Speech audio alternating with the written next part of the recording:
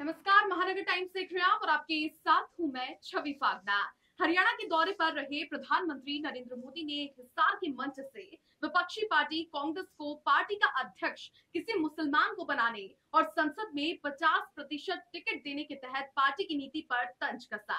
आज इसी मुद्दे पर चर्चा के लिए खास मेहमान हमारे साथ जुड़ चुके हैं। सबसे पहले उनसे आपको रूबरू करवा देते हैं। हमारे साथ चर्चा में शामिल हुई हैं बीजेपी की प्रवक्ता प्रीति शर्मा जी, आपका बहुत स्वागत है, और कांग्रेस के प्रवक्ता राय सिंह गोदारा जी, सर आपका भी बहुत स्वागत है। राय सिंह जी, सबसे पहले मेरा सवाल आपसे ही है, क्योंकि जिस तरह से कांग्रेस लगातार वक्फ बिल आया, वक्फ का संशोधन हुआ उस बिल का, लेकिन उसके बाद विरोध देखने को मिल रहा है हर जगह पे। आपकी ओर से भी विरोध लगातार किए जा रहे हैं, आपके बड़े जो लीडर्स हैं उनकी ओर से भी विरोध हो रहा है। अब ऐसे में पीएम मोदी ने कह दिया है, अगर मुसलमानों की इतनी हितैषी पार्टी है विपक्षी कांग्रेस पार्टी, तो आप हिस्सेदारी क्यों नहीं देते हैं, उन्हें अध्यक्ष क्यों नहीं बनाते हैं? देखिए छवि जी, सबसे पहले तो आज डॉक्टर भीमराव अंबेडकर जी की जयंती है, जन्म जयंती, तो मैं उनको श्रद्धासुमन अर्पित करते हुए और अपनी ये बात शुरुआत करूंगा। मैं माननीय प्रधानमंत्री जी ने जो बयान दिया उस पर भी मैं आऊंगा, लेकिन सबसे पहले तो मैं एक क्वेश्चन खड़ा करना चाहता हूं कि आज केंद्र के संसद के जो सेंट्रल हॉल है उसके अंदर तमाम पार्टीज के नेताओं ने, तमाम लोगों ने जो है उसके अंदर उनको श्रद्धा सुमन अर्पित किए, जबकि प्रधानमंत्री जी जो है वो बिना उनको श्रद्धा सुमन अर्पित किए हुए और सीधे अपनी भाजपा के कार्यक्रम में चले जाते हैं। ऐसे ही गृह मंत्री जी जो कि दिल्ली में मौजूद थे, उन्होंने भी जहमत नहीं उठाई डॉक्टर अंबेडकर जी को श्रद्धा सुमन अर्पित करने की सेंट्रल हॉल के अंदर। तो मैं तो पूछना ये चाहता हूं कि सबसे पहले कि भाई आपका अंबेडकर जी में और संविधान के अंदर भी कोई विश्वास है क्या? को और ध्रुवीकरण की जो मांग ऐसे कह रहे हैं कि वक्फ बिल से जोड़ दिया इन्होंने। हमारा सवाल ये है कि अध्यक्ष पद पर मुसलमानों की हितैषी यदि पार्टी है तो आप उन्हें क्यों नहीं बिठाते हैं, क्या कहेंगे? मेरा सवाल भी है और इसका जवाब भी है। जैसा कि गोदारा जी ने बोला कि प्रधानमंत्री जी सेंट्रल ऑफिस में, गृह मंत्री जी सेंट्रल ऑफिस में अंबेडकर जी की मूर्ति पर श्रद्धा सुमन अर्पित करके नहीं गए, तो सबसे पहले 135वीं जयंती पर अंबेडकर जी की मैं सभी देशवासियों को शुभकामनाएं देती हूँ। और साथ में ये भी कहना चाहती हूँ कि शुभकामनाएं देने के लिए, श्रद्धा सुमन अर्पित करने के लिए देश के जनता के लिए कुछ करना होता है, ना कि केवल फूल चढ़ाने से श्रद्धा सुमन अर्पित माने जाते हैं।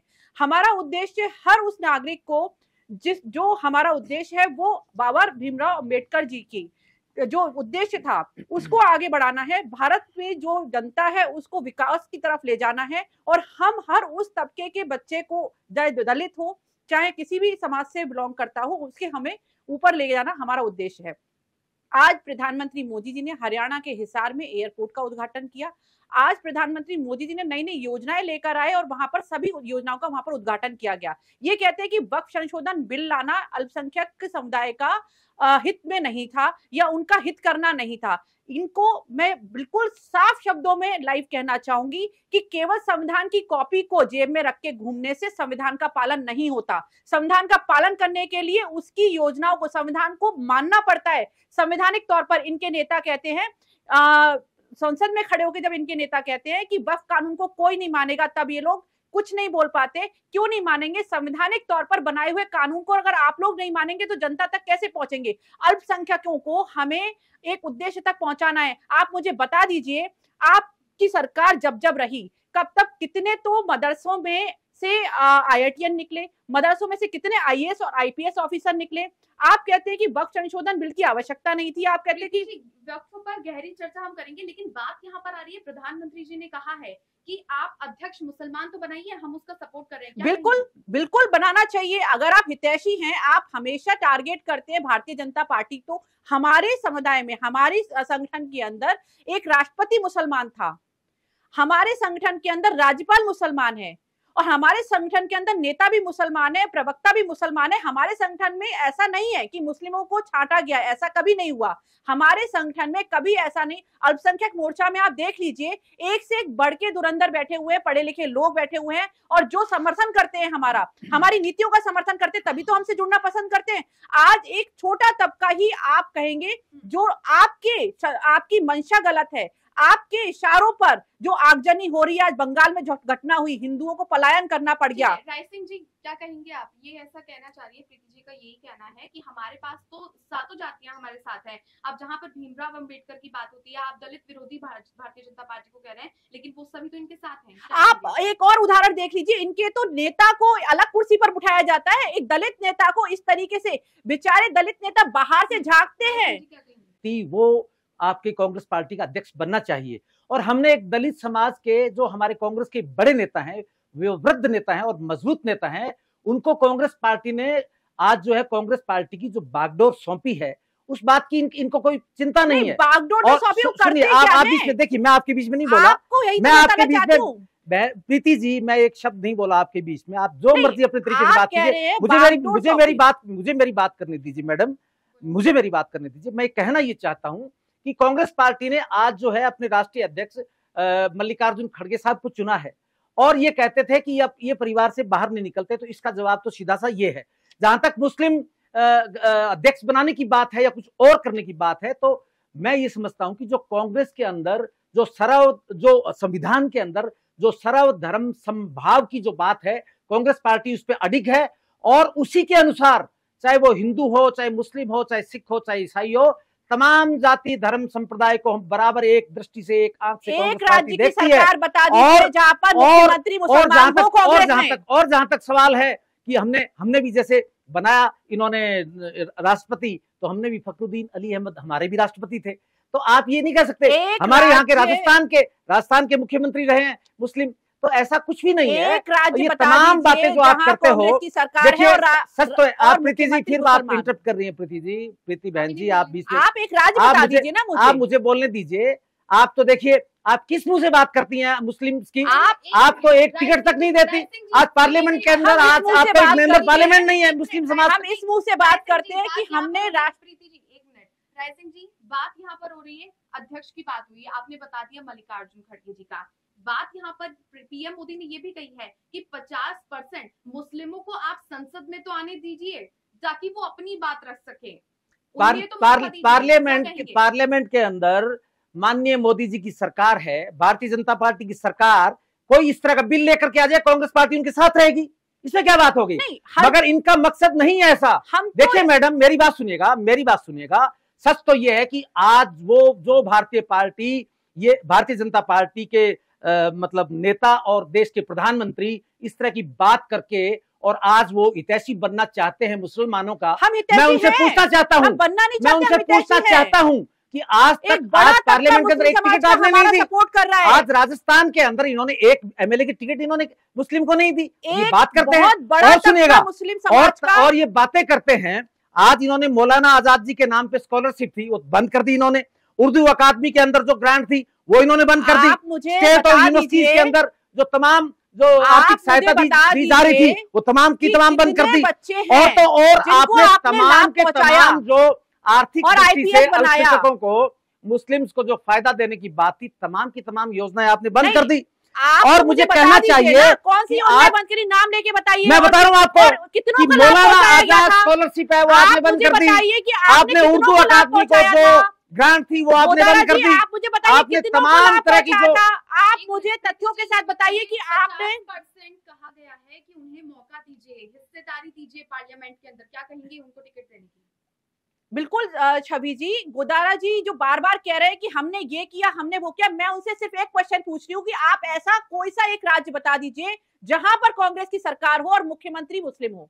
आप कोई सा एक यूनिवर्सिटी बता दीजिए जो वक्फ के जो प्रॉपर्टी है उसका जो यूज होना चाहिए, जिससे विधवाओं को, बालकों को फायदा होना चाहिए। कितने अनाथालय खुलवा दिए इन्होंने, कितने बच्चों को शिक्षित करके आईपीएस आईएएस बना दिया, कितने बच्चों को इन्होंने फ्री शिक्षा दे दी।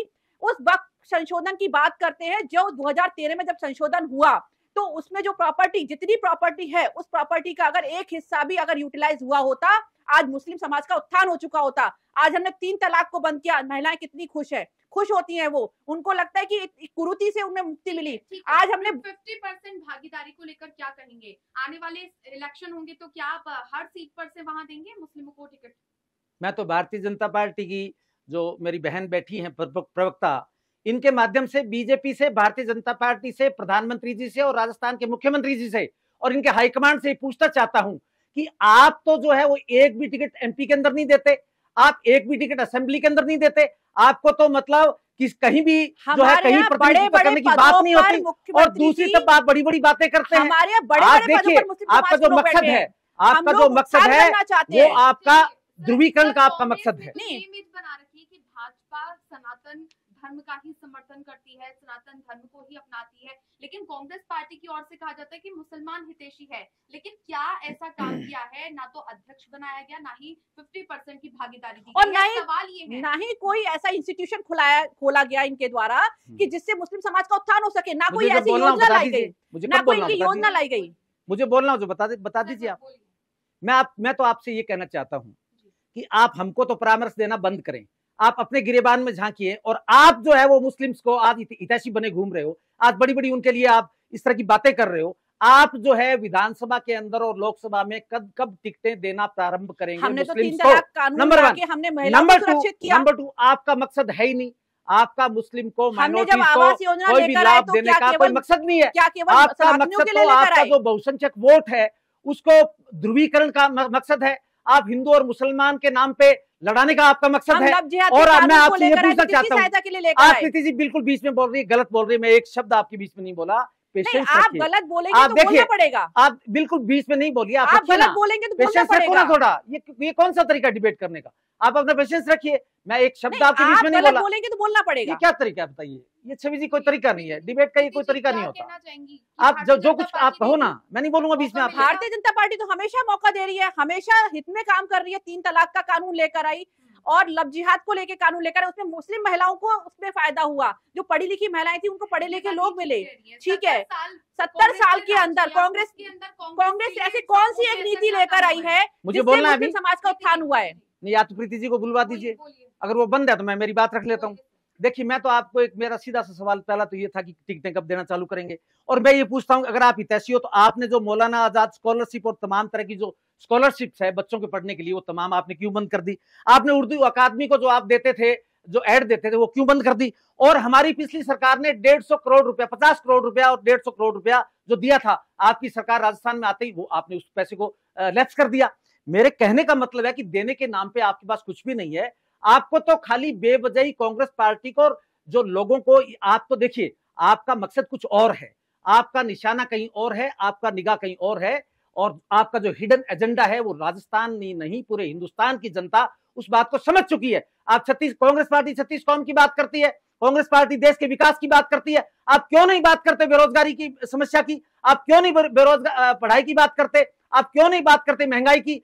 देखिए, जिस दिन मैंने पहले कहा आपको कि जिस दिन जो है ये वक्फ की बिल पे चर्चा चल रही थी, रात को आपके जो मित्र हैं ट्रंप ने 26% जो है वो टैरिफ लगाया हिंदुस्तान के उस पे, और आज उससे करोड़ों रुपए का नुकसान आने वाले वक्त के अंदर हिंदुस्तान को होने वाला है। आरोप लगाने के अलावा कुछ नहीं है, क्योंकि कांग्रेस ने अपने शासनकाल में कभी कुछ किया ही नहीं। अगर किया होता, आज जो स्थिति है कांग्रेस की धरातल पर देखें तो कांग्रेस कहां पर है। मैं तो कहती हूँ कि जितने राज्यों में, आप हिमाचल में देख लीजिए, आपको भीख मांगनी पड़ रही है सरकार चलाने के लिए। इस तरीके से हमारी पार्टी की आप चिंता नहीं करें बहन जी, आप अपनी बात चिंता पार्टी की नहीं कर रहे, हम चिंता जनता की कर रहे हैं। हिमाचल के अंदर आपने फ्री की रेवड़ी बांटना शुरू किया और आज आपके पास सरकार चलाने के लिए पैसा नहीं है, आप मंदिरों से भीख मांग रहे हैं। इससे ज्यादा बुरी बात और क्या हो सकती है? कांग्रेस पार्टी ने क्या कर दिया? आप मुझे एक नीति बता दीजिए जो मुस्लिम समाज के लिए आपने कर दिया हो। आप अध्यक्ष बढ़ाने की बात तो बहुत दूर की बात है। आप ये मुझे बता दीजिए कि आपने अपने शासनकाल में कितने लोगों का भला कर दिया, कितने आईएएस आईपीएस बना दिए, कितनी यूनिवर्सिटी खुलवा दी मुस्लिम समाज के लोगों के लिए। साथ ही एक सवाल और यहाँ पर निकल के आ रहा है कि जिस तरीके से पीएम मोदी ने कहा है कि आप कितना यहाँ पर सपोर्ट करते हैं, 50% उनको चाहिए कि पार्लियामेंट में आप हिस्सेदारी दीजिए ताकि उन्हें कोई परेशानी होगी मुस्लिम समुदाय का तो वो अपने आप ही कर लेंगे। बड़ी बात यह है कि आरोप लग रहे हैं कि कांग्रेस पार्टी मुसलमानों का सपोर्ट तो बाहरी रूप से दिखा रही है लेकिन आंतरिक रूप से वो सपोर्ट में नहीं है। क्या कहेंगे? वोट बैंक की राजनीति कांग्रेस पार्टी करती है वोट पाने के लिए और अंदरूनी वो सपोर्ट नहीं कर रही है। देखिए, वोट बैंक की आप बात करते हो तो वोट बैंक की राजनीति ना तो कांग्रेस ने आज तक करी है, ना भविष्य में करने वाली है। कांग्रेस पार्टी 36 कौम को साथ लेके चलने वाली है, सर्वधर्म समभाव के ऊपर चलने वाली है, संविधान को बनाने और संविधान को मानने वाली कांग्रेस पार्टी है। और जहां तक किसी जाति और धर्म विशेष का बात है तो जो संविधान प्रदत्त शक्तियां हैं, कांग्रेस उस संविधान की रक्षक है। आज हमारे नेता पूरे देश के अंदर अलग जगा रहे हैं, पूरी कांग्रेस पार्टी आज अलग जगा रही है कि संविधान की रक्षा किस तरह से की जाए। हम संविधान को जो बचाने में लगे हैं और ये संविधान को चूर चूर करने में लगे हुए हैं। ना तो इनका अम्बेडकर जी में विश्वास है, ना इनका संविधान में विश्वास है। ये तमाम तरह की बातें हैं और हम किसी हालत में करने नहीं देंगे। हम नीचे जमीन पे, ग्राउंड पे जाकर के इनकी तमाम की तमाम पोल पट्टियां खोलने में लगे हैं और इनका मकसद एक है, ये कैसे न कैसे करके हिंदू और मुसलमान को ध्रुवीकरण करके और अपना उल्लू सीधा करने में लगे हुए हैं। बाकी इनका कोई दूर दूर तक वास्ता नहीं है, ना तो किसी हिंदुओं से वास्ता है। और मैं पूछना चाहता हूं इस मंच से, आपके माध्यम से, कि आप तो वक्फ की तो बात कर ली आपने, आप जो है देवस्थान विभाग में मंदिर माफी की हजारों बीघा, करोड़ों, हजारों बीघा जमीनें पड़ी है, क्या आपने उसका भी कोई आपने हाल लिया है? आपने जो है ये तमाम तरह की हमारी जो जमीनें पड़ी है, उसका मंदिर माफी की जमीन, उस पे कोई आपने संज्ञान लिया है? क्या उसका आपको कुछ करने वाली है या आपकी पार्टी? ये तमाम बातों का जवाब दीजिए, दे दीजिए आप। आपका कोई मकसद नहीं है, आपकी सरकार आपका वक्फ बिल के माध्यम से खाली और खाली, मैं बार बार यही आपसे कह रहा हूँ कि आपका कोई मकसद नहीं है इस चीज का। संशोधन बिल आ गया तब याद आ रहा है आपको, अब याद आ रहा है, अब याद आ रहा है। आप देवस्थान नहीं, आपको अब याद आ रहा है क्या? आपकी सरकार थी 5 साल, तब आप उठा लेते इस मुद्दे को, आपने क्यों नहीं उठाया? तब उठा लेते। आज वक्फ संशोधन बिल आया और मुस्लिम महिलाओं को उसमें एक जगह दी गई, उसमें आपको दिक्कत हो रही है। हमने 3 तलाक कानून हटा के मुस्लिमों को फायदा दिया है, उसमें आपको दिक्कत हो रही है। आज मुस्लिम समाज हमारे साथ है, इसलिए आपको दिक्कत हो रही है। आप जगह जगह आगजनी करवा रहे हैं, ये आपकी संविधान की रक्षा कर रहे हैं। आप कांग्रेस पार्टी कहीं आगजनी नहीं करवाती। आप जनता को पहुंचाइए ना ये मैसेज की संविधान के इस आर्टिकल का उल्लंघन हुआ। मुझे तो नहीं लगता कि इस आर्टिकल का उल्लंघन हुआ है। आप यदि बात कर रहे हैं, वक्फ बिल हमारा मुद्दा नहीं है बात करने का, मुस्लिमों की सपोर्ट में है कि पीएम मोदी सपोर्ट कर रहे हैं कि बिल्कुल। अगर कांग्रेस पार्टी मुसलमानों के हित की बात कर रही है, हम चाहते हैं कि मुस्लिम महिलाओं को पूरी जगह मिले, हम चाहते हैं कि मुस्लिम महिला शिक्षित हो, हम चाहते हैं कि मुस्लिम महिला बाहर निकले, उसे 3 तलाक के कानून से आजादी मिली। और शाहबानो जी ने कितनी कुर्बानी दी, उसके बाद जाके तब भी उस महिला को इंसाफ नहीं मिल पाया, उसे उच्चतम न्यायालय का दरवाजा खटखटाना पड़ा। कितना पुराना केस है आपको अगर याद होगा तो। आज अगर मुस्लिम महिला बात कर रही है, आज हमारे हक में आके खड़ी है। बीजेपी आरोप लगा रही है कांग्रेस पर कि आप वोट दीजिए 50%, क्या भारतीय जनता पार्टी भी यही करेगी? भारतीय जनता पार्टी तो हमेशा हित में ही काम कर रही है ना। 50% देगी या नहीं देगी वो बात की बात है, लेकिन भारतीय जनता पार्टी मुस्लिमों के हित में, दलितों के हित में हमेशा खड़ी हुई है। भारतीय जनता पार्टी ने उनको आगे बढ़ाने का काम किया, चाहे आरक्षण के माध्यम से किया हुआ, चाहे स्कॉलरशिप के माध्यम से किया हुआ। आप मुझे बता दीजिए कितने लोगों का आप कहते हैं ये हमने स्कीम निकाल दी, वो स्कीम निकाल दी। आपने अपनी स्कीम से कितने IAS IPS इकट्ठा कर दिए, कितने IAS IPS मुस्लिमों को बना दिया। आपकी स्कीम के माध्यम से कितनी ऐसी संस्थाएं बन गई जिससे उनका भला हो। आपकी स्कीमों के माध्यम से कितने ऐसे कानून बन गए जिससे मुस्लिमों का भला हो। आपने ऐसा कुछ काम किया हो तो एक काम मुझे बता दीजिए, आपके राज्य जहां पर कांग्रेस की सरकार है, कितने राज्य हैं जहां पर कांग्रेस के मुख्यमंत्री हैं मुस्लिम? या कोई सवाल मेरा ये है, भागीदारी होगी, लेकिन मुस्लिम महिलाओं की कितनी भागीदारी आपकी ओर से दी जाएगी, चुनावों के अंदर हो या फिर पार्टी के अंदर जो सक्रिय कार्यकर्ता के रूप में महिला कार्यकर्ता? आपके लिए वोट बैंक है वो, केवल हमारे लिए नहीं है। देखिए, हम उनके उत्थान की बात करते हैं। छवि जी, मैं आपको ये कहना चाहता हूँ कि आप वक्फ बोर्ड, आप करें वक्फ बोर्ड की बात नहीं है, आप करें तो मैं वही आपसे अगर उन्हें कोई परेशानी है तो आप उन्हें टिकट दीजिए ना, आप उन्हें टिकट दीजिए। हम अपनी बात करें, अपनी परेशानियां बताएं। हमारे देखिए, जहाँ पर परेशानी होगी तो वो वहाँ पर जाएंगे ना। जी, मैं आपको यही कहना चाहता हूँ कि जहाँ हमारा मुस्लिम उम्मीदवार जीतने की स्थिति में होता है, हम वहाँ पे टिकट भी देते हैं और वो जीत के भी आते हैं। चाहे वो MLA की बात हो, आज भी हमारे 2-2, 3-3, 4-4 MLA यहाँ जीत के बैठे हुए हैं। ऐसे ही पार्लियामेंट के अंदर भी तमाम MP जीत के बैठे हुए हैं। जहां जीतने की संभावना होती है और वहीं पे टिकटें दी जाती है, और हम टिकटें वो दिए जा रहे हैं। नंबर 1। नंबर 2, आप देखिए, मैं आपको ये बता रहा था, वक्फ बोर्ड की बात तो करनी पड़ेगी। देखिए, वक्फ बोर्ड का जो चेयरमैन होता है सेंटर का, वो आपका अल्पसंख्यक मामलात के मंत्री होते हैं।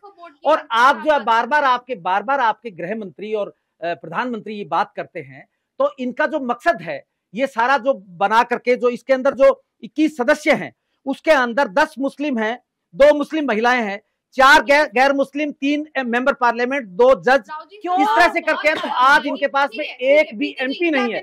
और ये इस वक्फ बिल के मार्फत लोगों को जो वक्फ की जमीनें हैं उन पे कब्जा करके और वो इनका तमाम की तमाम उद्देश्य जमीनें है- अपने दोस्तों को देना चाहते हैं। समय कम है। आज इन्होंने बोला, आपके सामने बोलकर जा रहे हैं कि जहां जीतने की संभावना होती है वहां पर हम मुस्लिमों को टिकट देते हैं। तो जब ये इस तरीके की बात यहाँ पर बोलते हैं तो ये फिर भारतीय जनता पार्टी पे सवाल कैसे उठा सकते हैं कि इसका मतलब ये हुआ कि जहां जीतने की संभावना होगी, इसका मतलब वोट बैंक तो इनके लिए हुआ ना। मुस्लिम समाज हमारे लिए वोट बैंक नहीं है, हम उनके उत्थान के लिए काम कर रहे हैं। हमें उनको आगे बढ़ाना है, उनकी महिलाओं को शिक्षित करना है, उनकी महिलाओं को पर्दा प्रथा से बाहर निकालना है। हम चाहते हैं कि वो बड़ी नौकरियों में आए, आईएएस आईपीएस बने, उनकी व्यवस्था करनी है। हम चाहते हैं कि उनकी संपत्ति में उनका अधिकार हो, इसीलिए हमने वक्त में संशोधन किया। और ये बात कर रहे हैं सदस्यों की, या तो ये मैटर ही नहीं करता। भारतीय जनता पार्टी का कहना है कि हमारी ओर से जो मुस्लिम है, युवक हैं, चाहे महिलाएं हैं, उन्हें हमारी ओर से आगे बढ़ावा दिया बिल्कुल जाएगा। आगे बढ़ावा दिया तमाम जाएगा, की तमाम उत्थान होगा। योजनाएं बंद करके, तमाम की तमाम योजनाएं जो अरे हमने आपकी चालू की थी योजनाओं तमाम ने उनको कितनों बंद को कर चुके फायदा हैं। पहुंचा दिया, आप और ये जहां तो तक बता संभावना दीजिए। जीतने की है एक तो नॉट नंबर ओनली तो बता मुस्लिम, दीजिए मुस्लिम कि में नहीं, आपकी कोई भी योजना ने ये उम्मीदवार सारी- होगा वो जहां जीतने की संभावना होगी। आपका ही कमेंट चाहेंगे, क्या कहना चाहेंगे कि अब आने वाले समय में मुसलमानों की हिस्सेदारी ज्यादा देखने को मिलेगी बड़े चेहरे के रूप में, क्या कहेंगे? देखिए, मैंने तो पहले ही कहा आपको, जहां पर जीतने की संभावना, चाहे मुस्लिम हो चाहे हिंदू हो जीतने चाहे, की संभावना ये वहीं पर पे वोट पार्टी, हो गया ना, आपको पता वहीं है कि पे वहाँ पर वोटर ज्यादा हैं, तमाम पार्टी इसका जो मतलब है, वोट बैंक तमाम है पार्टी मुस्लिम इनके सर्वे लिए। करवाती है। सर्वे के आधार के ऊपर जो जीतने वाला उम्मीदवार होता है, हमारी कांग्रेस पार्टी भी, इनकी पार्टी भी उन्हीं उम्मीदवारों को टिकट देती है। और सुन मुझे लीजिए, तो मुस्लिम समाज तकलीफ के इस लोग बात की कि है, गोदारा जी मुझे आज तकलीफ इस आपके बात की है सामने कि बोल इन्होंने रहे हैं आज तक कि जो है आप उनके किसी लिए को केवल टिकट एक नहीं वोट दिया बैंक इन्होंने। है। तमाम राजनीतिक पार्टियां जिस तरीके से आप उनके लिए वोट आम बैंक है जनता केवल। को, सभी को, पूरे देश को साथ लेकर के जनता को लेकर के चलती है, लेकिन यहाँ पर वोट बैंक की राजनीति नहीं होनी चाहिए। आप देखते रहिए महानगर टाइम्स।